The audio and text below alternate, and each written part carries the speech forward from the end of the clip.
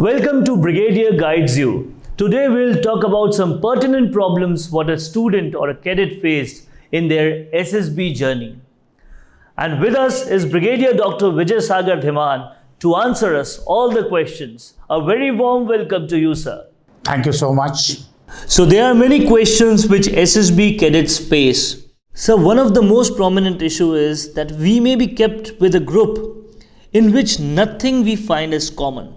And when we go to SSB, we feel isolated or may have a different mindset and thus a difference of opinion with others. Since we have to do most of the task with this group only, it is a problem. So how to deal with the problem of non-compatible group issues, sir? So, as I told you that this is a psychometrics test. Now you're saying that you have problem of compatibility, some candidate of theirs. It is possible. They would all come from different environments. They may have different psychometrics. Somebody may not be ready as you are. You are aware of all the 15 qualities, the four factors. Like factor 2 is your social adjustment. Factor 3 is your social effectiveness. You may be all set with this, but there's another person who's not ready with it. He may not be cooperating with you, but you are cooperating. So you feel frustrated, what to do? So this is the time, here you have to apply your reasoning, your intelligence. How to get around that guy. This is where the neuro-linguistic programming of your mind comes in, which I can teach you how to get around that guy. To give you a simple sort of example in simpler terms, let's say the guy is obstinate, he's just not listening. So instead of, sort of rebuking him and saying that this guy is bloody useless, isko chodo. No. If he happens to be with you in the same group task, if he happens to be with you in the same group discussion, so might as well try and cajole him. But he may react in a different manner. You don't get perturbed. Let him do that. Now you have to see his mind. You have to keep peeping into his mind. And no matter his behavior is all stupid, but you have to maintain a very good facade, amenable facade. And even if he says, look, I don't. So if he does that, GTO is watching him, IO is watching him, psychologist will be watching him, they'll reject him. But as far as you are concerned, do not get perturbed that he did not cooperate with you. Your behavior over there should be that you are still trying. You're showing dynamism, your determination to make sure that with your intelligence, you will get around him. You cajole him, help him out, be courteous to him. To tell him, look, I will help you. He says, no, I don't want help. Worst case. You say, okay, I'll still help you. Don't worry. You're not able to climb the wall, let's say in a group race, in an obstacle race, I will help you to climb it. And even if he becomes selfish, let him be. That is his peril. But as far as you are concerned, you are being watched. In fact, he's also being watched the same thing. Are you a contributor in a group? You may not succeed. Let me show you. Your group task you may not reach the end line. But as long as during that time period, when that process was on, you were the contributor, you were the cooperator, you were taking responsibility, you were trying to influence the group, you were trying to tell people, you were lively, you were taking quick decisions and you were trying to convince others. Others may not be convinced, don't worry. But as long as you were seen convincing, you were seen cooperating, you were seen contributing, I can assure you, you will make it. So the next question we received from all the cadets is getting lost in the bookouts where there are no phones and we all are group mates, then we go out and we are in a group, we stick with each other, and in case one of the person get lost, it is almost impossible to locate him. So the only way remaining is to meet back in the SSB center. We feel we are in a stone age. What to do, sir?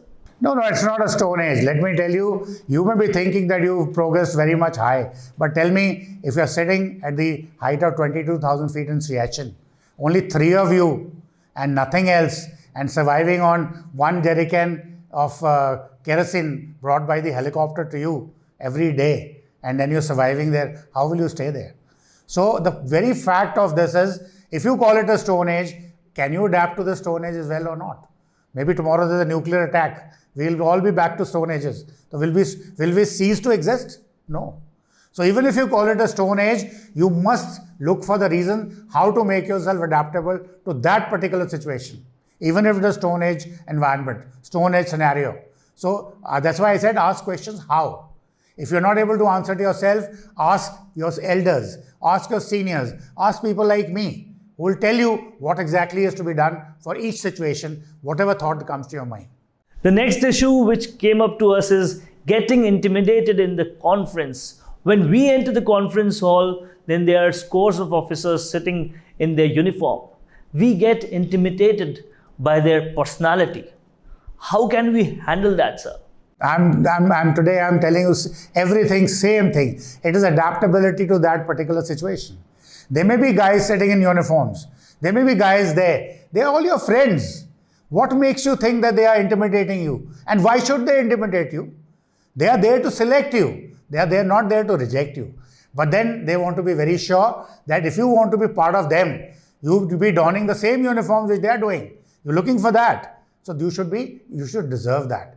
Deserve that means whatever peculiar environment that armed forces give you. Like after all, you're coming for the adventurous environment, the honest way of living. So those they have a different ball game. So you should be able to adapt to them. So you should never think that there's somebody over there who's in uniforms is intimidating. Doesn't matter. There may be 20 guys sitting around you. So what? You go there with your poise, with your confidence, with your adaptability, with your reasoning and intelligence, and with your dynamism and lively. Whatever questions they might ask, your countenance should be absolutely straight, lively, and willing to contribute. Okay, tell me, what can I do for you? If you have that attitude in your mind, you will definitely be selected. And finally, again, I want to tell you, please, all these questions that you've asked me, they are again looking for the answers to a particular question.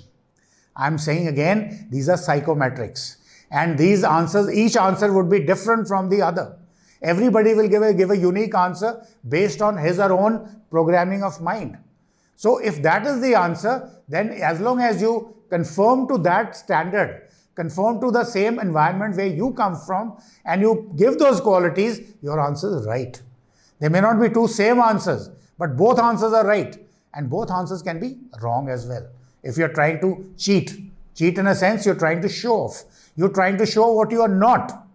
Because he's got his PIQ with you. He knows who you are. He knows whether you're a repeater. He knows which school you come from, what kind of an environment you come from. And what is expected from that environment, they are aware. They are trained guys. They're trained in neuro-linguistic programming, body language. They just want that you should be a lively guy, speaking confidently, giving your mind out, with reasons of course. Right or wrong doesn't matter. And you are determined to achieve your goal. So that is how those 15 qualities have been carefully configured, and they said we will be checking these 15 qualities, whether it is a psychologist, is your TAT, WAT, SRT or SD, or it is a GTO, whether your group task, your group discussions, your obstacle race, or your group planning exercise, or your interviewing. Everybody is asking for the same thing, those qualities. And if you can be lively, again I'm repeating, be lively, be confident, be cooperative, be contributor, and determined to get your goal, you will definitely make it. And the final question is, why is NLP important in SSB? Okay, this is an interesting question. Now, my answer over here is, NLP is a neuro-linguistic programming of your mind. Like in mind, you have a processor, like you have a processor and a CPU of a computer. You also have a processor where a lot of beliefs and values are fed over a period of time. Now, if those 15 qualities were also there in your processor as your values and your beliefs, you have no problems at all. Like I'm giving you my own example. My last exam was on 28th of March, and 2nd of April, I was to report for my SSB. So what training, what coaching, nothing. I just went and I passed. Because whatever they asked me, I answered as per what I had to. Or I was confident. So same thing you have to do. If your processor is already programmed the right way, then there's no problem. Now, there may be an issue. Like you all said, you want to live on phones. Like because you have spent so much of time on phones, you have very little time to go and play with your friends in the evening after school. Because you all get into gaming. You don't go and play cricket. You don't go play football. So your factor 2 and factor 3 gets affected. Like you're not cooperative enough because you haven't played a team game at all. So that is your belief. So moment that psychologist gives you a question, shows you a picture in TAT, you will not give that quality over there. You will not give his quality in WAT or even SRT. Same for interviewing and same for GTO. So with NLP, I will be able to put all these 15 qualities, they'll be programmed into your mind. And then I'll teach you how this programming happens so that you do it yourself for your mind. And finally, even if no matter what pressure of time, pressure of situation put under you, you will always give the right answer. Or whatever answer comes out of your mouth or with your hands or in your pen is the right answer. So that is how the NLP helps. Now this cannot happen if you've taken 18 years of your life to do programming of your mind, whichever way it is there. Now if you think in 10 days of coaching or 15 days of coaching, which happens in the market all over and it's been happening for the last 70 years, if you think you can change or trace, no. You have to be with me for at least 1 month, 2 months, 3 months. I have programs for that. So after 3 months, I can assure you, you will yourself know what the answer. You don't have to ask the answer from others. Of course, you will also be taught what exactly is the technicalities of those particular question or those particular process. That is all you need to know. Rest, all the answers will come from your subconscious mind and they'll be the right answers. And I'll make sure that you clear the SSB with flying colors. And not only that, once you become an armed forces officer, you are a very successful guy. You rise to very high ranks. You can show gallantry and a whole lot of things. And that will be handy to you. And by chance, if you decide not to join the armed forces, these qualities will help you in corporate sector as well. This will help you in your day-to-day sector as well. This will help you in your UPSC interviews as well. So this is a general kind of a thing which is actually mandated for the Service Selection Board, but this is also helpful in all other kinds of interviews or even your social interactions within your family, within your organization, within your peers, within your seniors, within your juniors. So NLP is very important from that point of view. Thank you so much, sir. Your answers are quite clear and we all get enlightened by it. Now we'll come up with more questions so that you can solve more and more problems of us.